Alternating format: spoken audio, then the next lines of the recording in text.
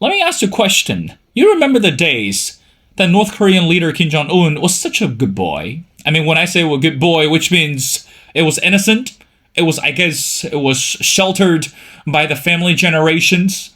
But fast forward, we're looking at a person, I guess the word we're saying is unpredictable.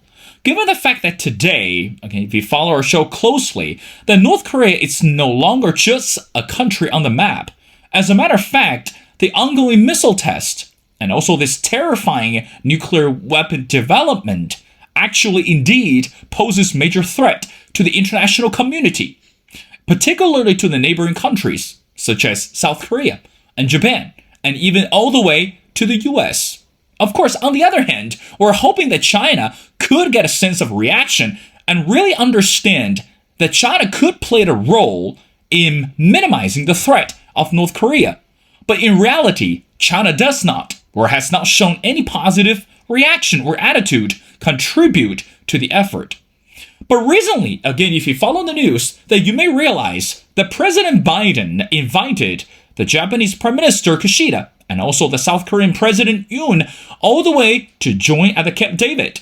And this is a milestone for three countries, not only to talk about North Korea, and also to talk about the strategies to deal with the threat from the country, and also possibly to minimize the threat from China as well.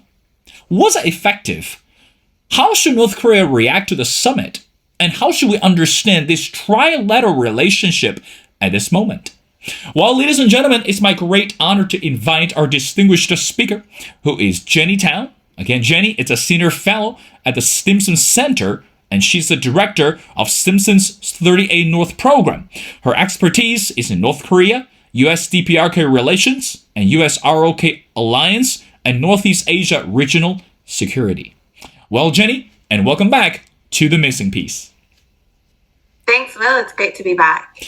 Jenny, again, as we mentioned before, back in the days, we remember when we talk about Kim Jong-un was just a little boy, but today, this boy grew up. And as a matter of fact, it's someone that the whole world pays attention. But meanwhile, I want to start with something that you actually tweeted on social media regarding the summit that Kishida, Yoon, and President Biden got together at Camp David. And this is what you tweeted, and I quote, "Will be interesting to see how South Korean public reacts to the summit, both in the aftermath, but also in like 6 months when the fanfare is over and domestic considerations take back over the public narrative."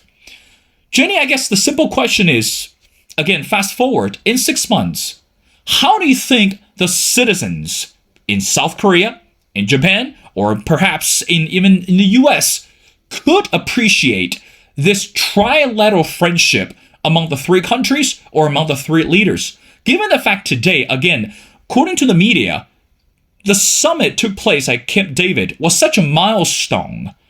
But over 6 months, how much do you think that citizens can actually understand impact, or should there be more impact over 6 months? Your thoughts? Well, it really depends on what happens between now and then, right? There's always like a feel-good moment after one of these big summits happens.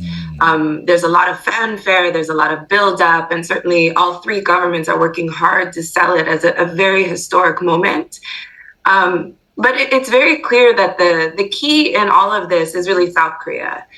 We're able to move forward on the trilateral agenda because President Yoon is really pushing an agenda that is working towards Japan-South Korea rapprochement, that allows for this trilateral cooperation to unfold. It's easier to do when North Korea is actively testing missile systems and actively testing WMD because there's a common enemy, it's visible, we're reminded of it on a daily basis. What if North Korea stops testing? What if then, there's other domestic issues that boil up over the next 6 months? What if all of the talk about, especially strategic trade cooperation and strategic realignment in the economic realm has, spillover effects into negative spillover effects into the South Korean economy. All of these things are going to matter, right? It doesn't help, of course, that Prime Minister Kishida had visited the Yakasuni Shrine right before the trilateral arrangement. There's still, quite a lot of criticism and unrest about some of the agreements that have gone on between Japan and South Korea, especially on issues like forced labor and, comfort women. So all of these issues still exist. We didn't solve them, even though the political attitude right now, high-level political attitude is like, let's set them aside, let's move beyond them for our collective security, common security interests. But whether that holds, how long that holds, will really depend on, the conditions, the implementation, the circumstances going forward. But Jenny, again, just going back to what you said previously, that we read so much regarding the relationship between Japan and South Korea, given the histories or given the historical facts. Now, again, at this moment, that while the summit took place, citizens in South Korea actually protested towards the summit. And given the fact to say some of the citizens, particularly for the ones that will experience the trauma and believe this is such, again, I want to be careful, it's not a treason, but it's such a loophole for the South Korean government. So in other words, only because that Kishida and Yoon are interested to building this diplomatic relationship, does that mean that historical facts and what happened in the past should be overlooked or should be minimized? So in other words, from your perspective, is this really a good strategy for Kishida and Yoon to work together? And meanwhile, the protest from South Korean and also the strong reaction among the South Korean citizens can be overlooked. What do you say to that? It can't be overlooked. The question is how will the government address it in the next, in the coming months? We had the same issue back during the Park Geun-hye administration when she made the agreement on comfort women without consulting comfort women on the actual terms of the agreement, whether it was going to satisfy the public perception and satisfy the public demands for restitution, for resolve, for reconciliation on these issues. So it is going to be an ongoing problem that the government will have to deal with. Both governments will continue to have to deal with. The question is whether it gets to a point where it overtakes policy and whether it will disrupt the kind of cooperation that's happening now. And again, some of that is really going to depend on what kind of benefits are seen by trilateral cooperation or what kind of consequences are seen through this increased trilateral cooperation in the coming months. Again, if there's negative economic impacts that come from some of the strategic trade cooperation that they're talking about, all of that is going to exacerbate then these political issues domestically. Again, if North Korea stops being an active visible threat, stops actively testing, that nationalism card is really easy to play. And President Yoon's approval ratings have been so low to begin that, there's weekly protests already about him. And that is one of the reasons why he's able to do what he's doing and push forward an agenda the way that he is because he's already unpopular. But at some point, the government will have to be accountable for that and have to deal with that in a real way. And it's really hard to tell right now how that will evolve. Jenny, there seems to be a popular saying, particularly for some of the government leaders or politicians. And the saying goes like, I want to paraphrase it, whenever it's chaos domestic, leaders travels outside the world or travels to another country. Now, let's go back to the summit. Some people believe that for the three leaders of the countries met up at Camp David, some call it economic cooperation, but meanwhile, some argue the summit could be seen as a military alliance. Again, at this moment, you mentioned, Jenny, hypothetically speaking, if North Korea were to stop all the missile testing or were to stop all the nuclear weapons development, but in reality, this is not the case.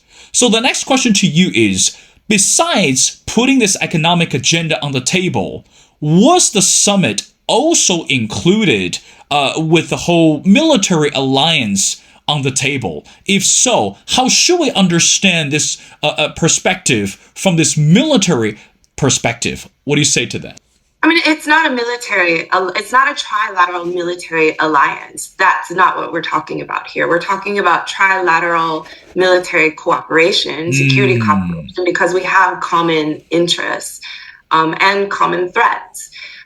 So, this isn't like NATO. We're not talking about an Asian NATO. This isn't a collective security agreement. This is really the beginning stages of how do we increase cooperation, knowing that our security situation is actually quite dependent on this cooperation, right? So in South Korea, for instance, yes, there's 28,500 U.S. troops on the ground in South Korea, but in case of conflict, the force flows have to come from bases in Japan, right? That is integral to South Korea's defense in the future in the case of conflict. It isn't an option to say that, if Japan in the future decide that they don't want to be part of this, can they be an obstacle in that kind of response? Can they make it difficult for the U.S.? To use those bases to move, troops around? Like, all of those things really need to be resolved, really need to have consistent and clear lines of effort, consistent and clear intentions, have to be practiced because it's a complicated, arrangement in case it actually has to be used and exercised. So I think, this is the acknowledgement, and this is something the U.S. has wanted for a very long time, is greater willingness to cooperate and trying to institutionalize that in a way where it does become the default of the security cooperation, despite political ups and downs in bilateral relations between South Korea and Japan. How much do you think the summit could actually elevate the credibility, particularly for Yoon and also for Biden? I mean, Kashida, it's a whole new story, but let's talk about it later on. But again, you just came back from a trip from South Korea. So surely that I assume that you could have heard or, discussed with the citizens in the country. But meanwhile, from the American perspective, that holding the summit could actually boost Biden's credibility when we look at this partnership in Asia, look at this relationship between South Korea and America at this moment. So again, Jenny, you're the expert. How much do you think the summit actually elevated the status for both leaders, Biden and Yoon? Your thoughts?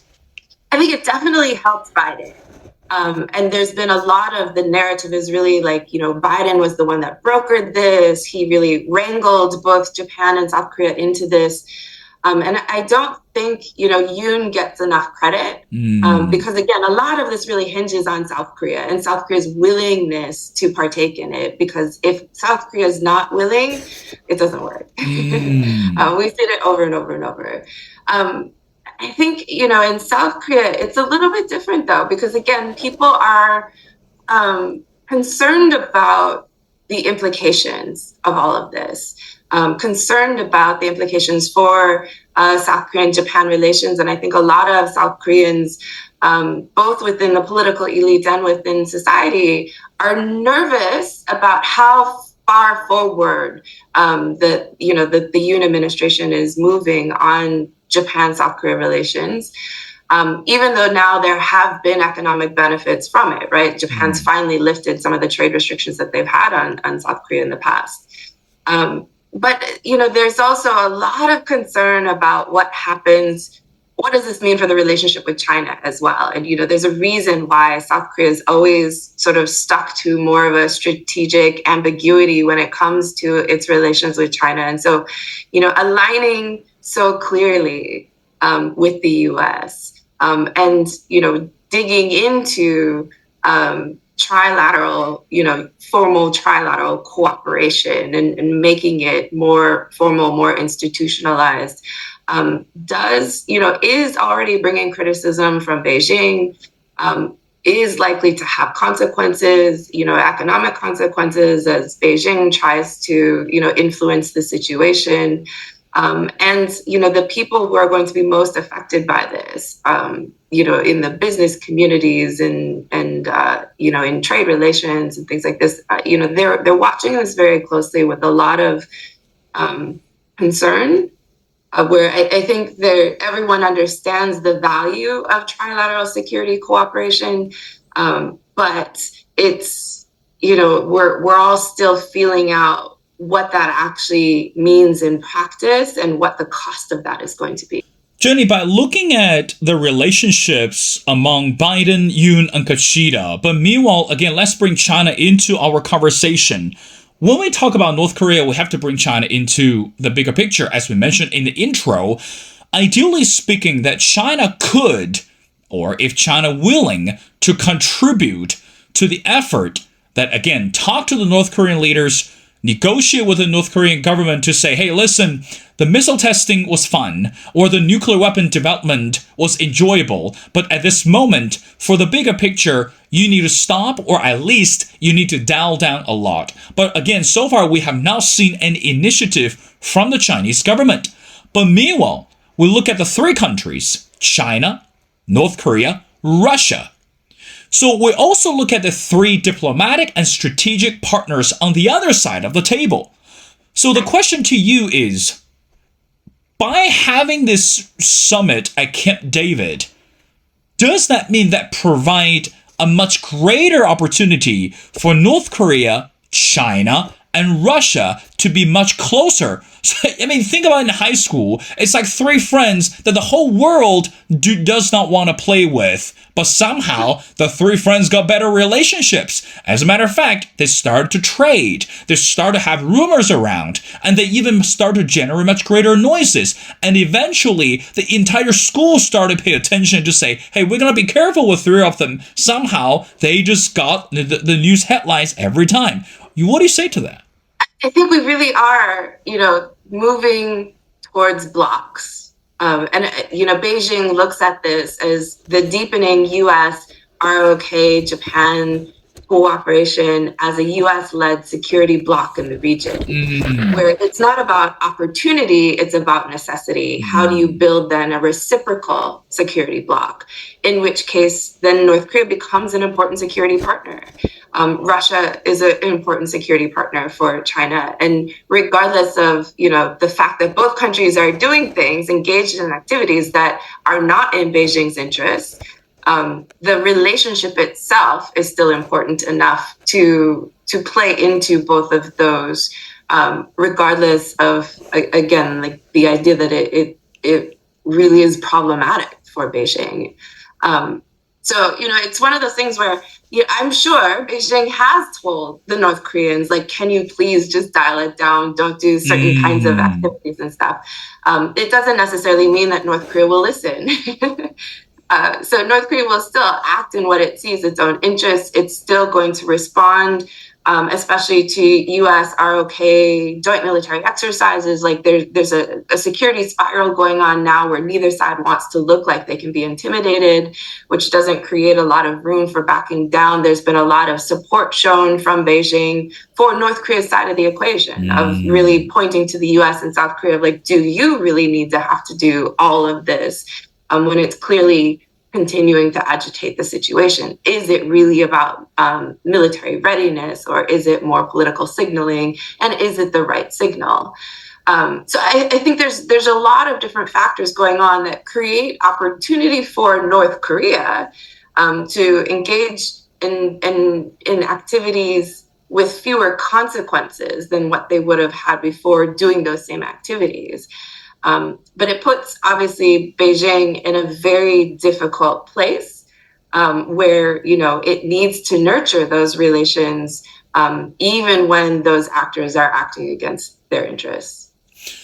Jenny, let's move on to the conversation. Recently, again, as we mentioned before taping our show, that Pyongyang recently resumed the flight between Pyongyang and Beijing. So in other words, pre-pandemic, everything was normal. I mean, we've seen the flight, we've seen this economic trade between the two countries, but post the pandemic, that finally that North Korea agreed to resume the flight between Beijing and Pyongyang at this moment. Very simple question. Is this a strategic move and also a clear message from China and North Korea to the West? So in other words, to say, hey, listen, this is how our friendship is going to get deepened, or this is how our trade relationship, because we know that tourism is going to be a major factor, particularly for North Korea. And again, given the fact that North Korean citizens, I guess they will embrace and they welcome the Chinese nationals to the country. So by looking at this resume between the two countries through flight, is this a clear message to the West? It's a political choice for sure. A political message of who they consider their closest partner, closest ally, choosing that the first flight route back is China. The first foreign ambassador that they let back was China. The two leaders they invited, to their recent activities inside North Korea were China and Russia. These are clear political messages of North Korea's alignment right now with both Russia and China. And they've been very open and very consistent about their messaging, offering both political support as well as material support for both countries.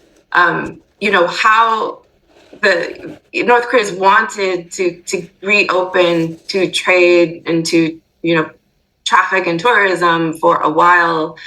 We've all wanted them to open back up as well.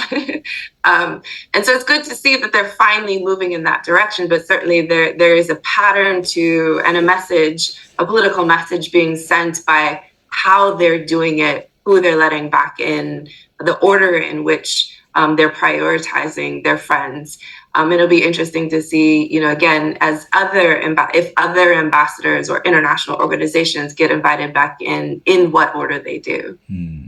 Jenny, two more questions before letting you go. Now, I want to read a statement from the White House regarding the summit. It's interesting, not only we're looking at the country of Japan, South Korea, but also, according to the statement, and I quote, that we wholeheartedly reaffirm ASEAN's centrality and unity and our support for the ASEAN-led regional architecture. We're committed to working closely with ASEAN partners to support robust implementation and mainstreaming of the ASEAN outlook on the Indo-Pacific.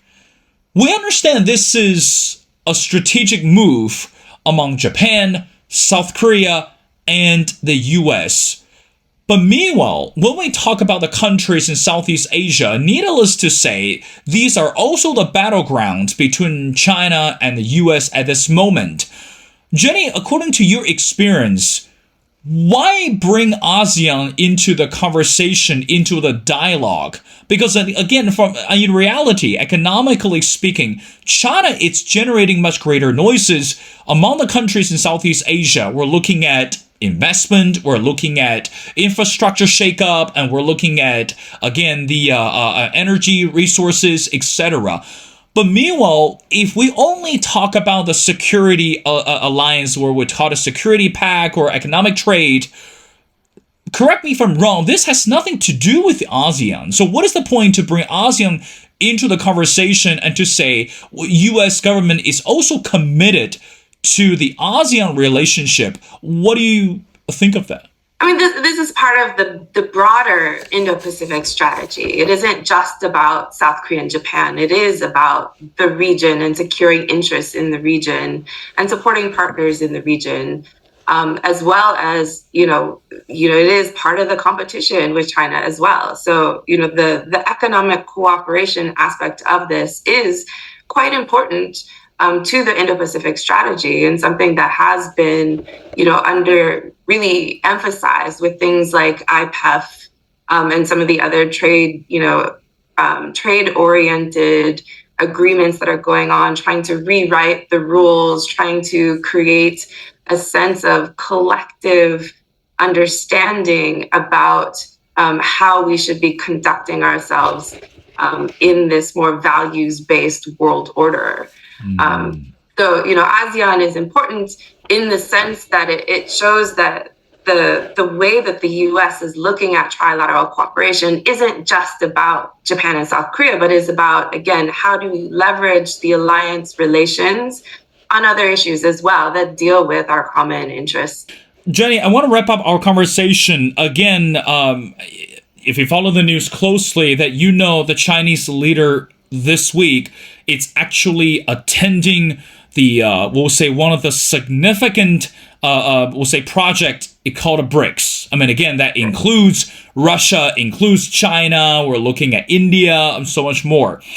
But meanwhile, people are also saying that because of this geopolitical change with China and also this economic slowness in China, China seemed to create this what they called mini NATO.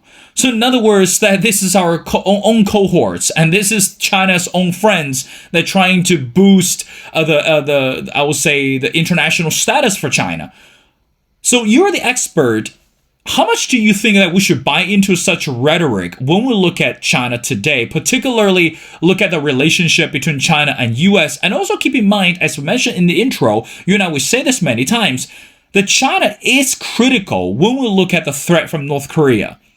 But if we continue to see China as an enemy, or if we continue to see China as a major threat, eventually China is going to be fed up with us, and China is not going to be the player anymore. So in other words, to say, you want North Korea, well, you know what?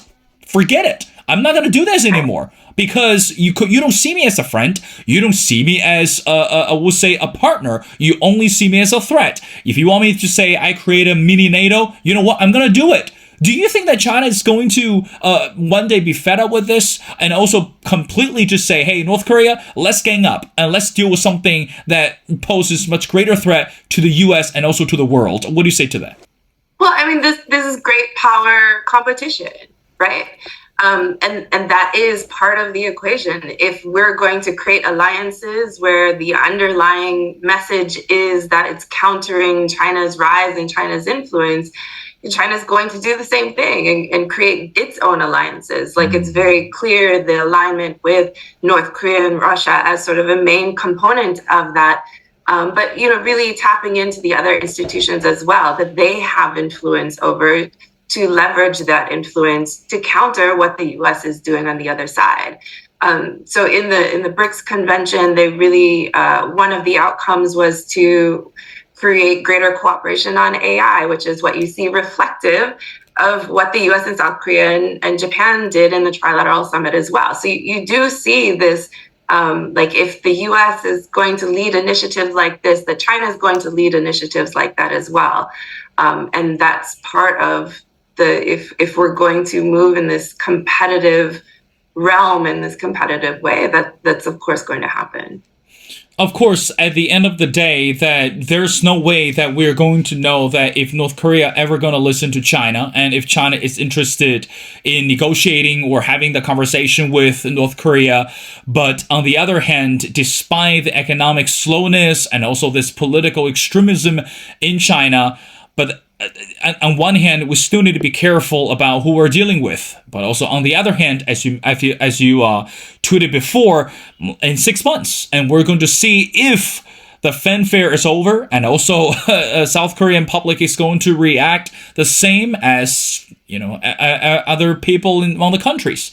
Well, again, ladies and gentlemen, it's my great honor to speak to Jenny Tang. Again, Jenny is a senior fellow at the Stimson Center, and she's the director of Stimson's 30A North program. Her expertise is in North Korea, US-DPRK relations, and US-ROK alliance, and Northeast regional security. Well, Jenny, it's always been a pleasure speaking to you. It's so great to have you back all the way from your trip, and I'd love to have you back on the show as we continue to talk about North Korea. And trust me, this year is going to be a very busy year for the whole world, and of course that we'll never get tired of talking about China, North Korea, and also the international community. So again, Jenny, thank you so much for doing this.